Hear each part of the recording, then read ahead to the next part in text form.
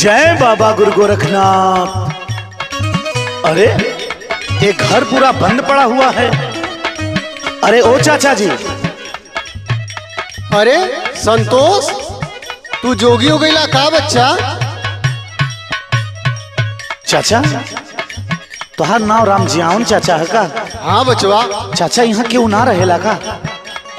नहीं, तुहार भैया भाभी दिल्ली सेटल हो गई ना, तुहार औरत रही तो वो चल गई नहीं। अरे हाँ, सुनीला कि तुहार एक ठे निशानी उनके पास हो, वही के पालन पोषण वही रहे।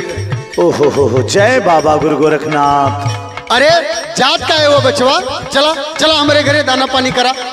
नहीं चाचा, अब तो मुझे जाना ही है चाचा। अरे रुका रुका संतोष बचवा, रुका। चला हमारे घरे दाना पानी करा, आराम से जाया, काहे परेशान हुआ? नहीं चाचा, मुझे जाने दो। जय बाबा गुरु गोरखनाथ। अरे इस घर में कोई है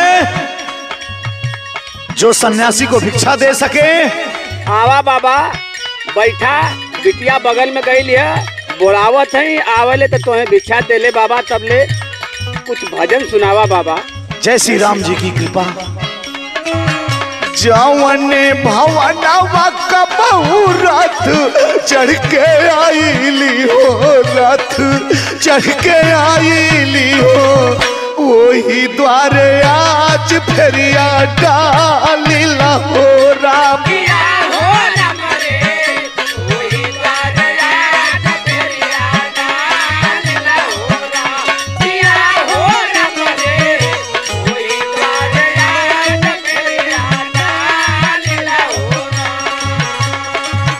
जवने द्वारे पाव पूजल चुटके नर नारिया हो, चुटके नर नारिया हो, वही द्वारे आज भिखिया मांगिला हो राम।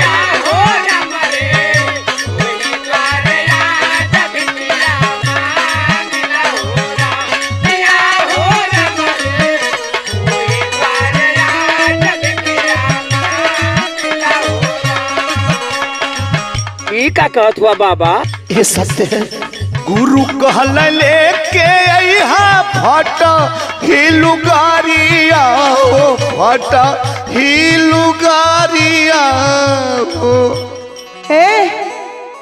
सुना, अरे बबुआ का पापा लौकत हुआ, तू हमार स्वामी हवा ना। देखा देखा, झूठ मत बोलिया, सही सही बतावा।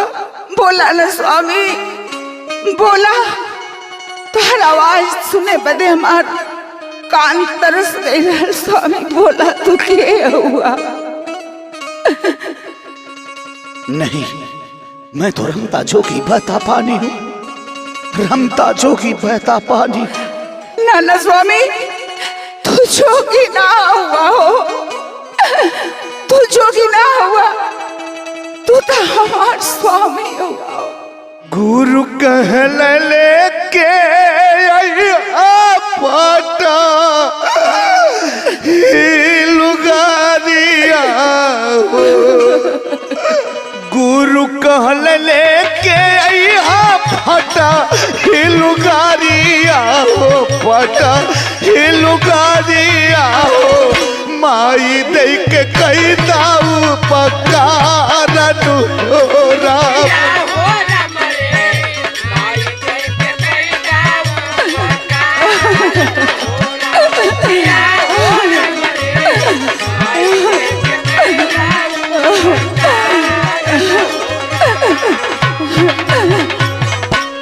मुझे एक फटे लोरी दे दे। ये हमसे ना हो स्वामी, आज पूरा 5 बरस के बाद ये घर में ला स्वामी। मैं तेरा स्वामी नहीं, मैं तो रमता जोगी बहता पानी। वो दिन के याद करा स्वामी, वो दिन के याद करा।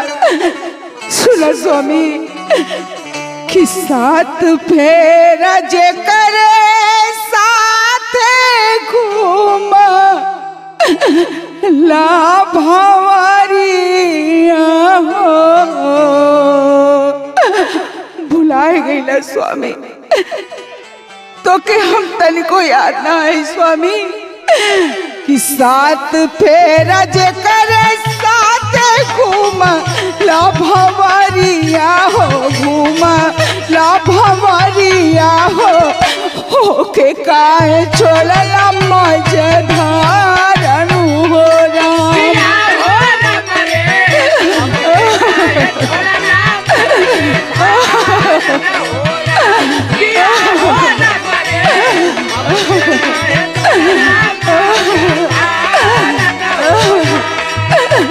मत रो, मैं तेरा स्वामी नहीं हूँ, तू झूठे भरम में पड़ी है। जब से तू गई हुआ तब से यहाँ कया शुरू करला स्वामी, रोवे अब हाथ न लेके तो रीनी सानिया हो, तो रीनी सानिया हो, ताना में न मारे सनसार हो राम।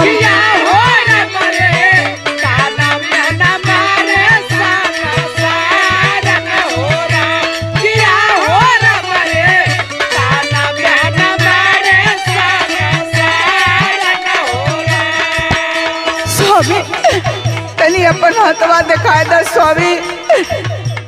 नहीं, एक सन्यासी का हाथ देखकर क्या करोगी? हम जानते हैं हमरे स्वामी के हाथ में उनकर नाम लिखल लल। तू एक बार हमके अपन हाथ दिखाए दा, हमें विश्वास हो जाई कि तू हमार स्वामी ना हुआ। दिखावा ना, एक बार दिखावा। ये समय का चक्र है। तारे नाही स्वामी सिया राम के लिखनिया हो, राम के लिखनिया हो, संतोष पियावा तू हमार राम। स्वामी हमके पूरा विश्वास बा, तू हमें हाथ दिखावा ना, काहे ना दिखावा तू झूठे ही भ्रम में पड़ी हो। मुझे गुदरी दो, मैं आगे बढ़ूं। ना, हम तो हर बात ना मानब स्वामी, तो हर बात ना मानब, हमके हाथ दिखावा। मैं हाथ उसी शर्त पे दिखा सकता हूँ, मुझे गुदरी दोगी? पहले आपके अपन हाथ दिखावा, तब हम तो हर शर्त पूरा करब। हमें फटही गुदड़ी दोगी? हाँ हाँ स्वामी, हाँ स्वामी, ठीक है, हम जरूर दे। ठीक है, देख लो ये हाथ। काहे के झूठ बोला स्वामी, काहे के झूठ बोला?